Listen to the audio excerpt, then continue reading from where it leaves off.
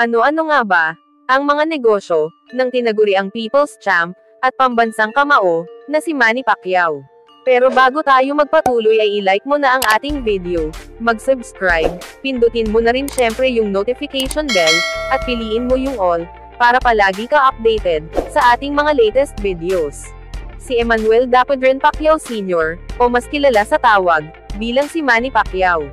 Siya ay isang Filipino professional boxer, businessman, celebrity, investor, bilyonaryo, at politician, na kasalukuyang nagsisilbi bilang isa sa mga senador ng Republika ng Pilipinas. Ipinanganak siya sa Kibawe, sa probinsya ng Bukidnon, sa Mindanao Region, noong December 17, 1978, at siya ngayon ay 45 years old na. Alam naman natin lahat na si Senador Manny Pacquiao ay nagmula lamang sa mahirap na pamilya, ngunit nagsikap siya at nagporsige at umasenso nang dahil sa boxing. Ayon sa mga report, ang People's Champ at ang pambansang kamao na si Senador Manny ay ang pinakamayaman na celebrity at senador sa Pilipinas. Ang kanyang palayaw na pacman ay tanyag sa buong mundo bilang one of the greatest professional boxers of all time. Ayon sa mga report, si Senador Manny Pacquiao ang unang tao sa buong mundo na may history of 8 Division World Champion sa larangan ng boxing. Siya rin ang unang nanalo ng lineal champion sa 5 iba't iba na weight classes. Siya rin ang unang nanalo ng mga major world titles sa mahigit 4 na glamour divisions, sa light welterweight, light middleweight, flyweight, featherweight, lightweight, at welterweight. Nangangahulugan lang na si Senator Manny ay pinakamatandang welterweight world champion in the history sa edad lamang na 40 years old. Dahil sa dami ng mga natamasang tagumpay ni Senador Manny Pacquiao, ay mapapaisip tayo kung gaano na nga ba siya kayaman ngayon, at kung ano-ano na ang kanyang mga negosyo na kumikita ng milyon-milyon. Ayon sa Forbes.com magazine, si Senador Manny Pacquiao ay kumita na ng humigit kumulang $435 million o mahigit 21.7 billion pesos. Ito ay dahil sa pagiging mahusay niya na boksingero. Bukod pa sa mga kinita niya na ito, ay mayroon din siyang nakukuha sa mga pay-per-view ng kanyang mga laban na umaabot sa $1.3 billion o mahigit 65 billion pesos. Kaya naman dahil sa kanyang galing at dedikasyon sa larangan ng boxing, ay hindi na nakapagtataka na masungkit niya ang pang-8 sa listahan ng highest paid athlete of the decade. Ayon sa mga report, si Senador Manny Pacquiao ang highest celebrity taxpayer sa bansa. Sa katunayan nga, noong mga nakaraang taon, ay nagbayad siya ng halos 300 million pesos na income tax return. Ayon sa huling report ng SALN, o Statement of Assets, Liabilities and Net Worth, si Senador Manny Pacquiao ay may net worth na mahigit 3 billion pesos. Pero ayon sa mga bagong report, ngayong 2024, si Senador Manny Pacquiao ay may estimated net worth na $220 million o halos 11 billion pesos. Pero alinman sa mga bagong report at trusted sources, ang ating pagbabasehan ay hindi maitatanggi na si Senador Manny Pacquiao ay isa na nga naman talaga sa maituturing na isang bilyonaryo. Kaya sa video na ito ay malalaman natin ang ilan sa mga matagumpay na negosyo ni Senador Manny Pacquiao hanggang sa ngayon. Ano kaya ang negosyo na nagbibigay sa kanya ng napakalaking pera na marahil ay hindi mo pa alam?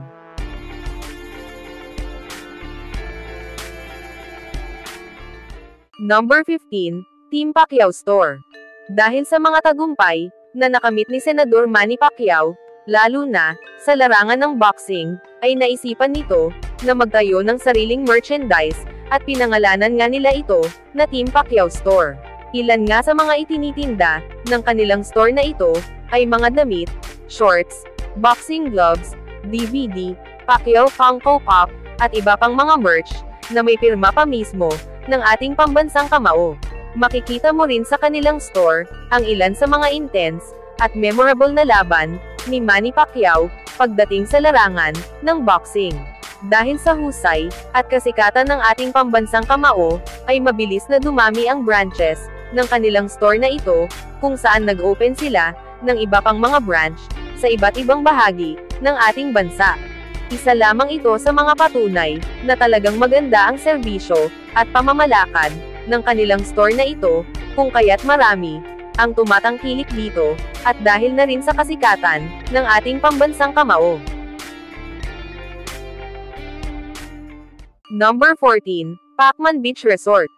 Ayon kay Senador Manny, siya ay bumili ng lupa, sa probinsya ng Sarangani, kung saan malapit ito, sa tabing dagat, at papatayuan niya, ng isang malaking resort.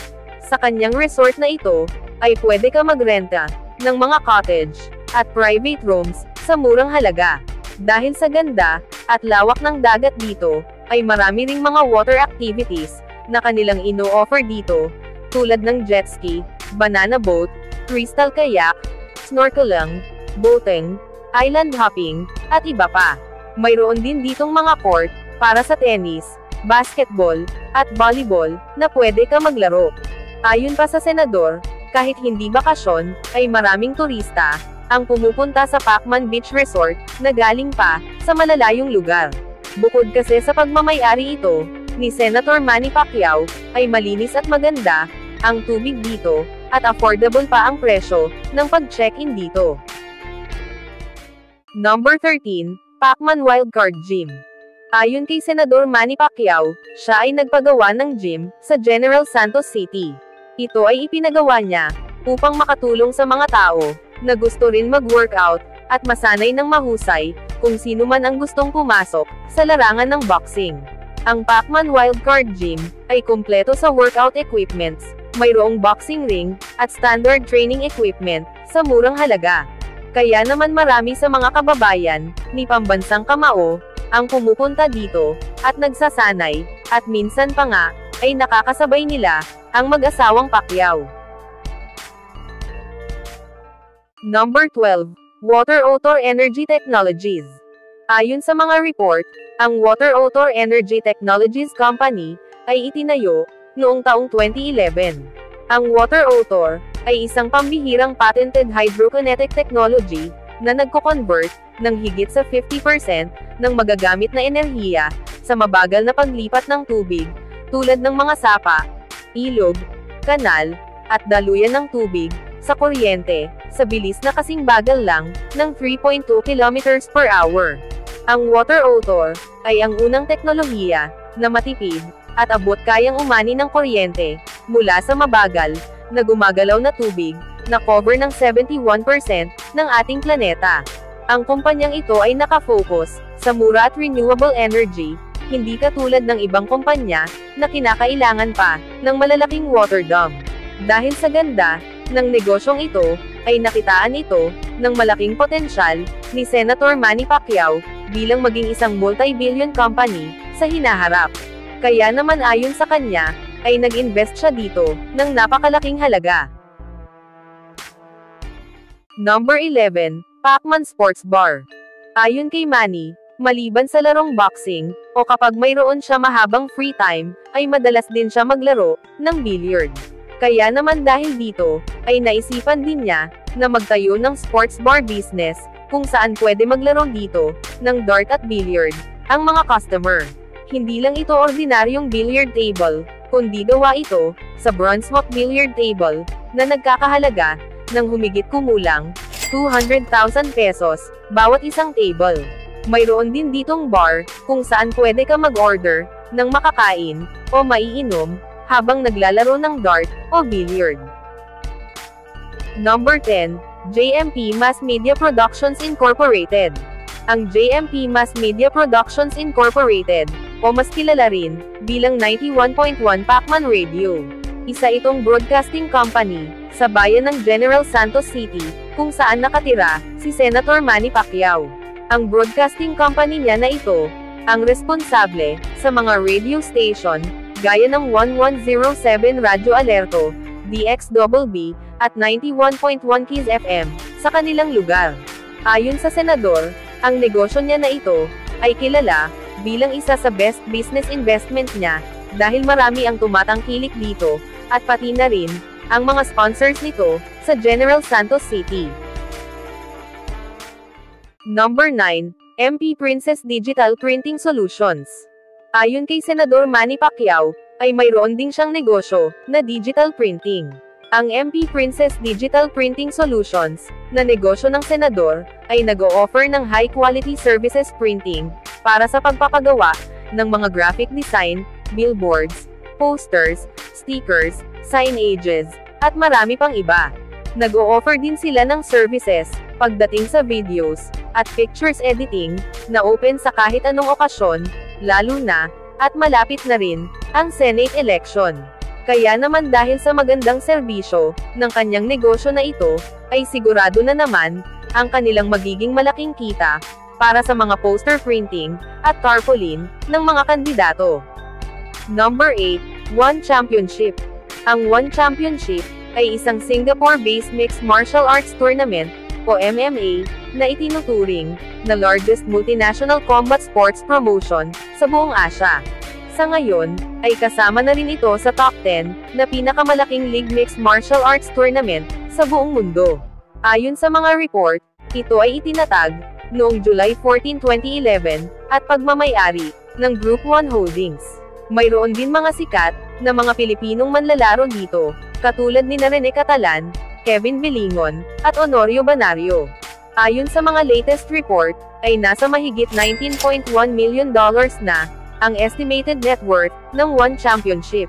Kaya naman ayon sa ating pambansang kamao, isa siya sa mga tao na naging parte nito, dahil sa kanyang investment dito, noong maliit pa, at nagsisimula pa lamang, ang sports na ito.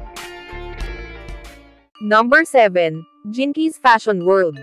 Ang Jinkies Fashion World ay nagbebenta ng mga damit, merch, souvenirs, imported blouses, bags, perfumes, at iba pa na clothing apparels.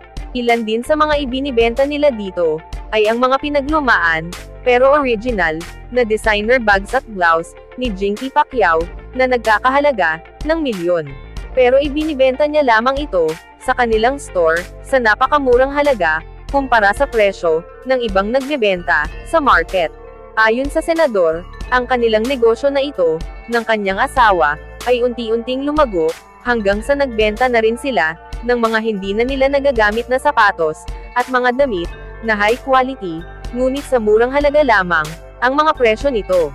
Nagbebenta na rin sila dito ng mga laruan, boxing gloves, at t-shirts na may pirma pa mismo ng ating pambansang kamao. Sa ngayon, ay unti-unti nang dumadami ang branches ng kanilang negosyo na ito. Number 6, G-Token. Ang G-Token ay isang world-class operation platform para sa mobile games at preferred choice for your gaming needs na nagmula pa sa Asia.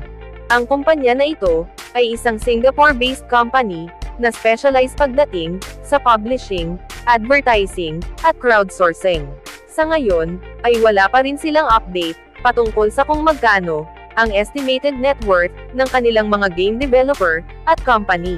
Ngunit ayon sa ibang mga report, ay napakalaki ng kinikita ng kumpanya na ito dahil sa magandang serbisyo at nakuha nito ang atensyon ni Senator Manny Pacquiao.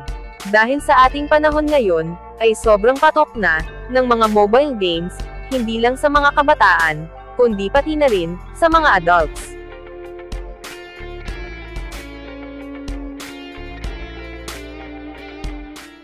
Number 5, JMP Shalom Travel and Tours.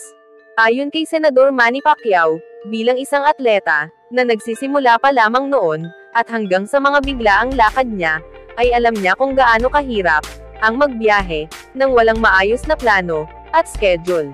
Kaya naman ngayong nagtagumpay na siya, ay naisipan niya magtayo ng sariling negosyo o kumpanya na makakatulong sa ating mga kababayan pagdating sa mga tours at iba pang related sa travel activities. Ang kanyang travel company nga na ito ay nakabase sa General Santos City na nagbibigay ng maayos at magandang serbisyo para sa best possible travel experiences at iba pa na related dito. Ayon sa mga report, malaki ang kinikita ng negosyo na ito ng senador dahil sa magandang serbisyo na kanilang ino-offer dito. Number 4, Pacman Beach House. Ayon kay Sir Manny, dahil sa kanyang mga nakakapagod na trabaho ay naisipan niya rin, na bumili pa ng lupa, sa probinsya ng Sarangani, na malapit sa tabing dagat, upang gawing beach house, upang makapag-relax, at dahil na rin mahilig siya, sa dagat. Kalaunan nga, ay ginawa na niya itong negosyo, kung saan maraming tao, ang pumupunta, at naliligo dito, at mura lamang ang entrance, at hindi pa mahal, ang mga pagkain dito. Dahil din sa kanyang kasikatan, kaya mabenta at kilala, ang kanyang Pacman Beach House na ito, at talagang binabalik-balikan, ng mga turista dito. Number 3, Roadhouse Economy Hotel. Isa sa mga pinaka-best, at family-friendly hotel, sa bayan ng General Santos City, ay ang Roadhouse Hotel, o kilala rin, bilang The Manny Pacquiao Hotel. Ilan nga sa mga ino-offer, ng kanilang negosyo na ito, ay ang airport transfer, shuttle service, front desk na 24 hours, restaurants, car park, free wifi sa lahat ng rooms, at iba pa. Dahil sa kanilang magandang serbisyo, location, cleanliness, at value sa mga customers, ay napakaganda ng ratings, ng kanilang business na ito. Kaya naman masisigurado mo, na maganda at dekalidad, ang kanilang serbisyo dito. Bukod pa dyan, makikita mo rin sa hotel na ito, ang iba't ibang larawan, ng ating pambansang kamao, mula noong bata pa siya, hanggang sa naging kampyon, sa larangan ng boxing. Number 2, Pacman H2O. Ang pagkakaroon, ng malinis na tubig, ay isa sa mga mahalagang bagay, at pang-araw-araw na pangangailangan, na hindi kayang mawala, sa buhay ng tao. Kaya naman bilang negosyante, ay pinasok na rin, ng ating pambansang kamao, ang water refilling station business. Dahil sa magandang serbisyo, ng kanyang negosyo na ito, ay marami ang tumatangkilik dito, dahilan para mas dumami pa, ang kanilang branches, sa buong bansa, at tinawag niya ito, na pambansang tubig. Bukod kasi sa magandang negosyo, ang water refilling station, ay isa ito, sa pang-araw-araw na pangangailangan ng tao, at malaki pa, ang kitaan dito. Number 1, Revolution Precrafted.